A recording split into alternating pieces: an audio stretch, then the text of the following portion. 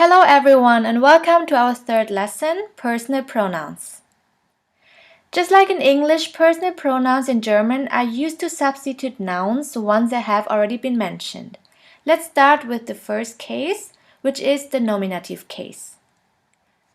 In the nominative case, the pronouns are the subject of the sentence. Let's start with the singular form in the first and second person. In the first person, we have the word ich, which is equivalent to I. In the second person, we have the word du, which means you. If you want to address someone in a formal way, in German we also have the word sie, which means you. Ich, du, sie. Now let's have a look at the third person. In the third person we have the word er, which means he, sie, which is equivalent to she, and es, which means it. Er, sie, es. Now let's continue in the plural form in the first, second, and third person.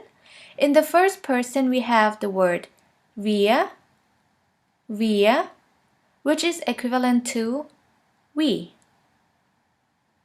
In the second person we have the word ihr,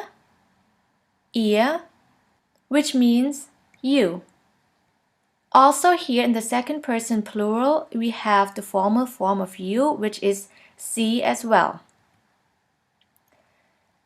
And in the third person plural we have the word sie, which means they. Maybe you already noticed that the word sie is used for both she and they. Therefore you have to figure out the difference from the context.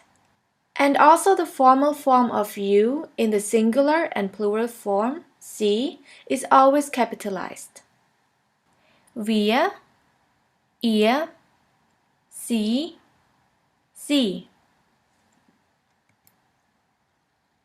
Now we will continue with German nouns and gender and also with the definite and indefinite articles.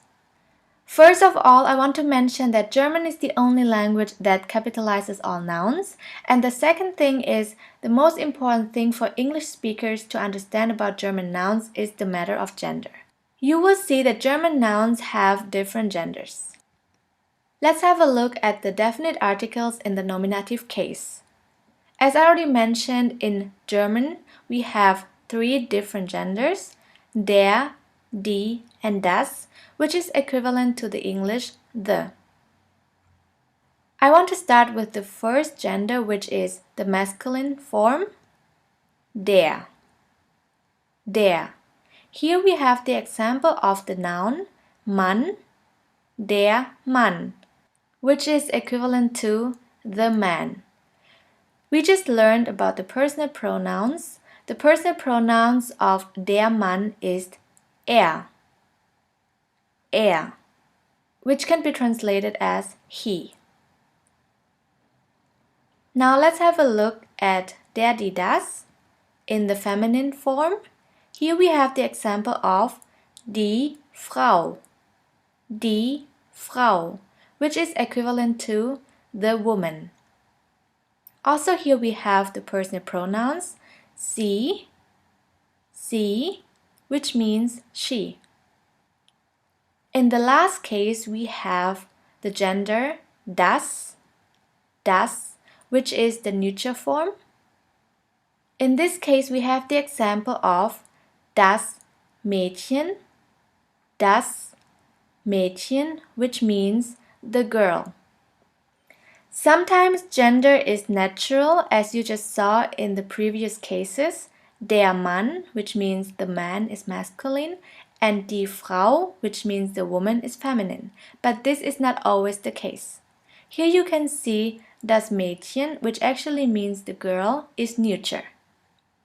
So to sum up, there is no specific rule about the gender. The most important thing is that you have to learn all the nouns with their gender. Let's continue with das Mädchen. We already learned the personal pronouns for that. In the neuter form, we say es, which means it. Now let's have a look at der, die, das in the case of the plural form. In the plural form, we have die Männer,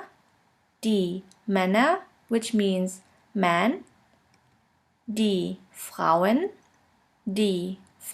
which means women, and die Mädchen, which means girls. Here you can see that the gender for the plural form is always die. The personal pronouns for that is sie,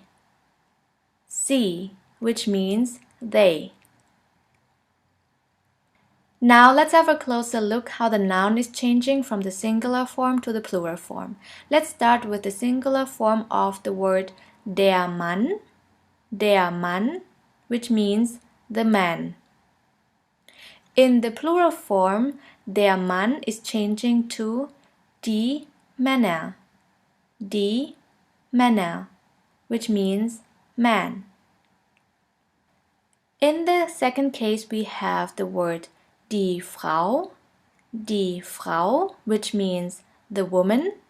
In the case of die Frau, in the plural form, it changes to die Frauen, which means women. Der Mann, die Männer, die Frau, die Frauen. In the last case, we have the example of the word das Mädchen, which means the girl. In the plural form, we also have die Mädchen, which means girls. As you can see, in the case of Mädchen, there is no changes at all. Das Mädchen, die Mädchen. Now let's continue with the indefinite articles, ein and eine, which means a or an. First, let's have a look at the nominative case in the masculine form. Here we will use the same noun like before, ein Mann, which means a man. Ein basically means one, and like the definite article, it indicates the gender of the noun it goes with. So ein Mann means a man. In the case of the feminine form, we have the example of eine Frau, which means a woman. And in the last case, in the neuter case, we have the example of ein Mädchen, which means a girl. To sum up what we just learned about the indefinite articles, we can say that for the feminine form, only eine can be used, and for the masculine and neuter form, only ein is correct. This was our third lesson and also our last basic grammar lesson. I will see you in the next lesson where we will learn about basic phrases and vocabularies such as greetings and other expressions.